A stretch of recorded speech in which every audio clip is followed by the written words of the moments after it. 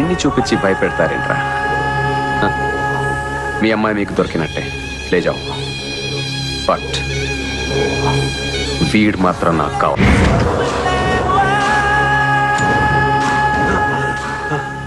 गणेश ఎక్కడ్రా वफा से चला है वफादारों का नाम और वफादारों को बॉबी खान का सलाम आदाब नमस्कार सत श्री अकाल दोस्तों। लाइव हो गए न्यूज़ चैनल से मैं आज हमारे स्टूडियो में स्टार जिनको हम कहते हैं फिल्म स्टार एक बड़ी चकाचौंध एक सितारा जिसको बोलते हैं वो हमारे बीच आज हमारे स्टूडियो में उतर कर आए हैं और वो किसी परिचय के मोहताज नहीं है, किसी पहचान के मोहताज नहीं है। हिंदुस्तान ही नहीं, वर्ल्ड में नहीं, साउथ में नहीं, हर जगह ये चेहरा एक जाना पहचाना सा है। और बड़ी खुशी की बात है कि उन्होंने अपने हमें आज स्टूडियो में हमारे साथ इंटरव्यू देने का के लिए यहाँ पर आए। दिल से हम उनका शुक्रिया अदा करते हैं। और एक शेर में बोलना चाहूँगा उनके लिए कि तुम में हीरे की शिफत है तो अंधेरे में मिलो, तुम में हीरे की शिफत है तो अंधेरे में मिलो, धूप में तो कांच के टुकड़े भी चमक जाते हैं।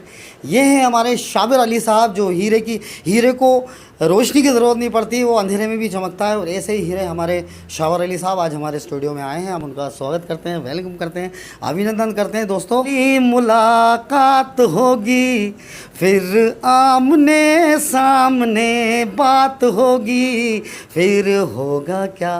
तो आप सोच लीजिए क्या होने वाला है, क्योंकि शाबिर अली साहब हमारे बीच आ चुके हैं। और हम आज उनसे उनका फ़िल्मी कैरियर शुरू से जब से उन्होंने स्ट्रगल शुरू किया यहाँ तक, तो शाबिर अली साहब हमें मालूम था कि आप मॉडलिंग की दुनिया में पहले से आपका बहुत नाम था और माशाल्लाह पर्सनालिटी, हाइट, अल्लाह ने आपको नवाजा इस चीज़ से। तो हम ये जानना चाहेंगे मॉडलिंग के बाद आपका फ़िल्मों की तरफ रुझान कैसे बढ़ा और कैसे आप फिल्मों की तरफ बढ़े? मेरा मॉडलिंग से फ़िल्मों का जो करियर स्टार्ट हुआ वो हुआ 2003 में। मैं एक फ़ैशन शो कर रहा था, वहाँ पे राजीव राय जो बहुत बड़े डायरेक्टर और प्रोड्यूसर हैं, वो उनको कोई एक हीरोइन चाहिए थी फ़िल्म के लिए, तो फ़ैशन शो देखने आए थे वो। तो उस फ़ैशन शो में उनको हीरोइन तो नहीं मिली, लेकिन उनको मैं पसंद आ गया। और दूसरे दिन उनका कॉल आया वहाँ से और मैं उनके ऑफिस गया और एक मेरी पहली फ़िल्म थी असंभव, जिसमें मैंने एक नेगेटिव रोल किया था और अर्जुन रामपाल थे उसके अंदर, प्रियंका चोपड़ा थी। तो हम लोगों ने स्विट्ज़रलैंड में 1 या 2 महीने शूट करी फ़िल्म। तो मेरा पहला ब्रेक वही था, लेकिन उस ब्रेक के लिए मैंने स्ट्रगल नहीं किया। तो मॉडलिंग करते करते आपको एक्टिंग का इतना उसमें एक्सपीरियंस नहीं था, तो उसके बाद फिर क्या हुआ वो आगे हम जानना चाहेंगे आपसे। वो क्या हुआ कि उन्होंने वक्त तो दिया नहीं मुझे, उन्होंने मेरा ऑडिशन लिया और द एडवांटेज जो है अपने साथ के अपन लोगों को उर्दू हिंदी बचपन से यहाँ पे जो भोपाल में बोली जाती है उसका एक बहुत ही फ़ायदा होता है आपको बॉम्बे के अंदर। और उन्होंने डायलॉग दिए, उन्होंने सोचा मॉडल है, मॉडल बड़े इंग्लिश उसके कल्चर के होते हैं, उनको सही से डायलॉग नहीं बोल पाए, तो डायलॉग अच्छे से बोल दिए, उसमें कोई ज़्यादा तकलीफ़ हुई नहीं थी। तो उन्होंने कहा नहीं तुम अच्छे एक्टर हो, तुम आ जाओ। लेकिन मैं अंदर से मुझे पता था कि एक्टिंग मुझे सीखनी है और तैयारी करनी है, फिर मुझे फ़िल्मों में जाना है। लेकिन वो फिल्म मेरी स्टार्ट हो गई, उसके बाद सिलसिला ऐसा रहा कि ये फिल्म आई हवस, ये फिल्म मैं कंप्लीट करके आया। तो बॉलीवुड जो है छोटी सी इंडस्ट्री है, वहाँ पर सब पता चल जाए नया लड़का आया है, एक बड़ा अच्छा है, अच्छा दिख रहा है, अच्छा कर रहा है, एक्शन अच्छा करता है, सारी चीज़ें पता चली। तो वो एक और हवस मिल गई, हवस मिली तो वो हवस हिट हो गई। वो हिट हुई तो उसके बाद तो वो पिक्चरों पे पिक्चरें साइन करने लगे। और वो हवस देखने के बाद वो एक साउथ का डायरेक्टर आया कि मुझे तो वही विलन चाहिए। उसके अंदर जो था उसका लुक, जैसा आपने बोला कि आपने नेगेटिव रोल बहुत शानदार निभाया था, लुक बहुत अच्छा था आपका, और ये तो उसको भी वही चीज़ पसंद आई। वो तो मेरी एक साउथ की पिक्चर स्टार्ट हो गई, वो साउथ की पिक्चर भी हिट हो गई। अब साउथ की पिक्चर हिट हुई तो वहाँ से भी ऑफ़र्स आने लगे, यहाँ से भी। फिर मैं चूज़ करने लगा कि मुझे कौन से मज़ा किस में आ रहा है करने में। फिर मैंने देखा यार कि मैं हीरो वाला रोल छोड़ते हैं अपन, वो दूसरों को करने देते हैं, विलन में मज़ा आ रहा है। वो विलन में क्या था, लोगों ने अप्रिशिएट किया मेरा काम, उनको पसंद आया। तो फिर मैंने वहाँ से विलन का काम स्टार्ट किया। तो तकरीबन 15 से 20 साउथ की पिक्चरें करें, 25-30 पिक्चरें हिंदी की पिक्चरें हो गई। तो अल्हम्दुलिल्लाह जब से चली रहा है, गाड़ी चल रही है जब से। लेकिन शाबिर अली साहब एक बात मैं ख़ास तौर से आपसे जानना चाहता हूँ कि मतलब हिंदी मूवी, इंग्लिश का जैसे आपने बोला तो इंग्लिश भी में सब बोलते हैं, आप भी अच्छी बोलते हैं, लेकिन साउथ में और साउथ इंडियन और साउथ में जाकर काम करना वो मेरे समझ में नहीं आ रहा कि आपने वो कैसे किया होगा।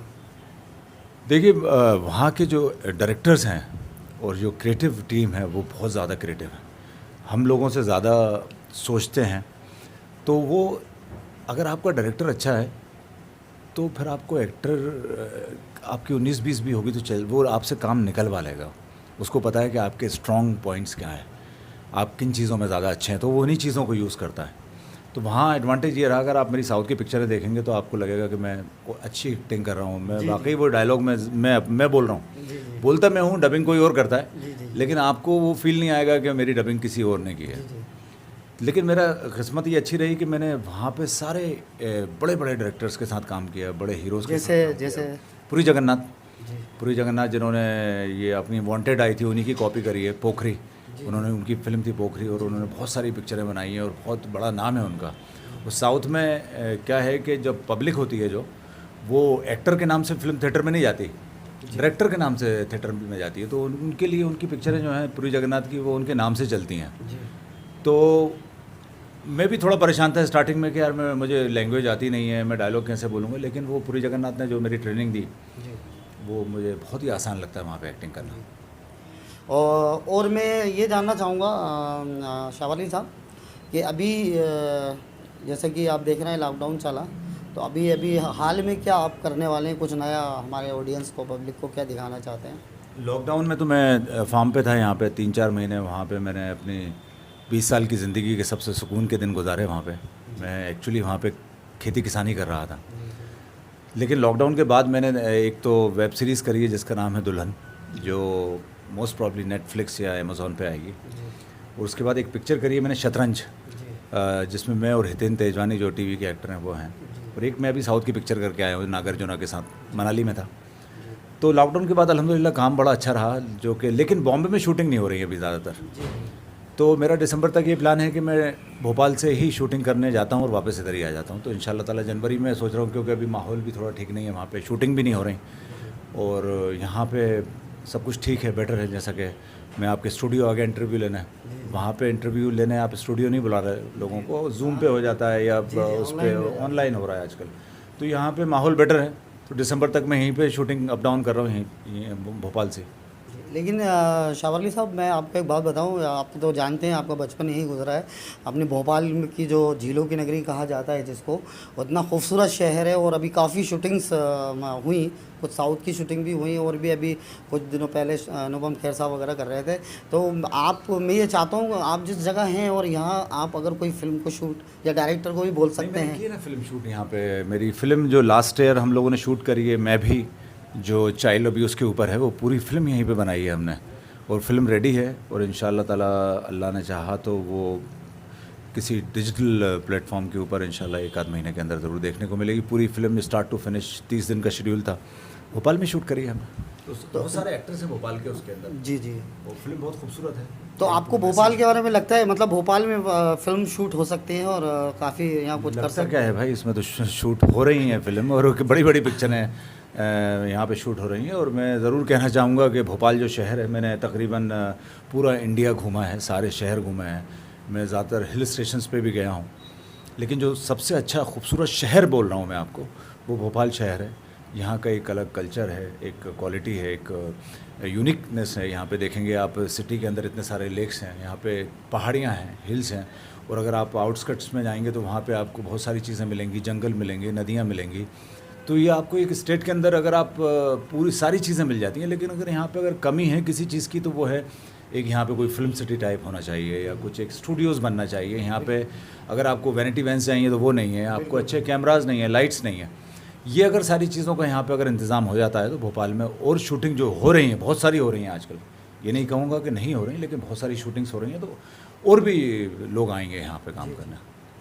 मुझे बड़ी खुशी हुई इस बात के लिए कि जैसे कि भोपाल को आप याद करते हैं, और जब कभी आपको लगता होगा तो आपका दिल इस शहर की ओर भागता होगा, और मुझे लगता है कि आपको भोपाल में आके बहुत सुकून मिलता होगा, क्योंकि इंडस्ट्रीज़ मुंबई की चकाचौंध में सारे लोग खो जाते हैं, वहाँ शिफ्ट हो जाते हैं। लेकिन मुझे इस बात की, शावर अली साहब, बहुत खुशी हुई कि आप भोपाल को भूले नहीं हैं, और भोपाल शहर में आपको बड़ा अच्छा लगता है। जब भोपाल शहर कोई भूलने वाली चीज़ है। मेरी फैमिली यहाँ पे है, मेरे पूरे रिश्तेदार हैं, मेरे बचपन के दोस्त हैं, मेरी स्कूलिंग, कॉलेज यहाँ से, मैंने हमीदिया कॉलेज से कॉलेज किया है, जहानम होटल के अंदर मैं काम करता था, तो मेरी ज़िंदगी तकरीबन जो है बहुत सा ज़िंदगी गुजरी है मेरी यहाँ पे, तो उसको भूल नहीं सकते।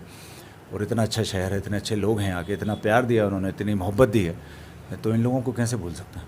जी, आपका प्यार हमारे साथ बरकरार रहे, हम यही दुआ करेंगे। अब मैं एक थोड़ा सा लीक से हटके मैं आपसे कुछ पूछना चाहूँगा कि आपके साथ कुछ शूटिंग के दौरान फिल्में बनाते टाइम ऐसा कोई हादसा जो आपको बहुत ज़्यादा याद आता हो, या कुछ ऐसा कुछ पल आपका गुजरा हो जिसमें आपको कुछ बुरा भी लगा हो या कुछ अच्छा लगा हो, वो मैं आपका। बहुत सारे हादसे हैं, लेकिन एक जो हादसा था, मेरी पहली फिल्म थी असंभव, हम लोग स्विट्ज़रलैंड में शूट कर रहे थे, तो मुझे गोली लगती है और मैं पानी के अंदर गिरता हूँ। तकरीबन 25 या 30 फीट का वो एक पहाड़ था, वहाँ से नीचे नदी के अंदर गिरता हूँ।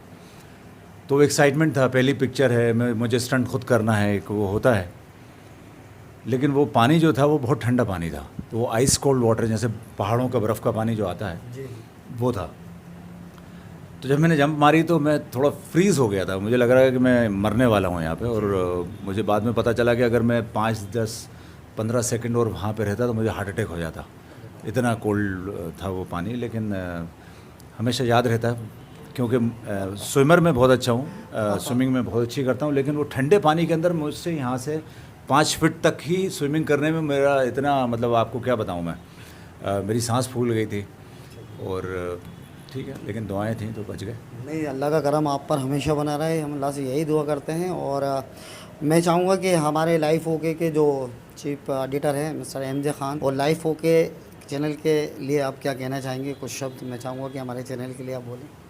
जावेद भाई से तकरीबन बहुत 1-1.5 साल से ये इंटरव्यू पेंडिंग था।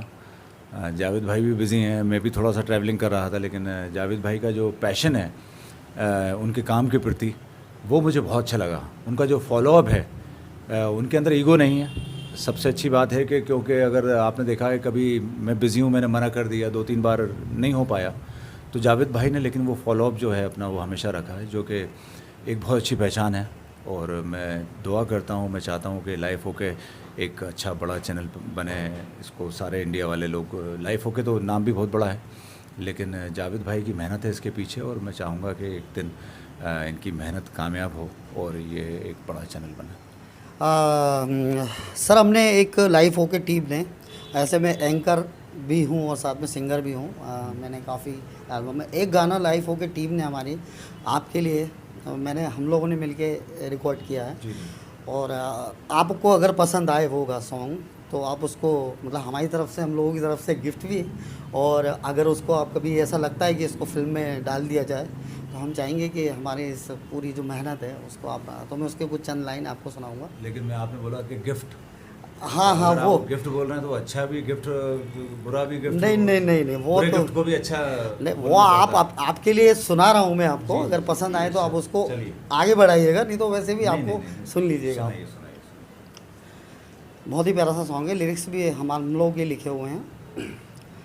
ओ जाना जाने जाना, ओ जाना जाने जाना, मेरे ख्वाबों में आ जाना, मेरे सपनों में खो जाना, जब याद मेरी तुम्हें आए, मेरे ख्वाबों में आ जाना, ओ जाना जाने जाना, ओ जाना जाने जाना।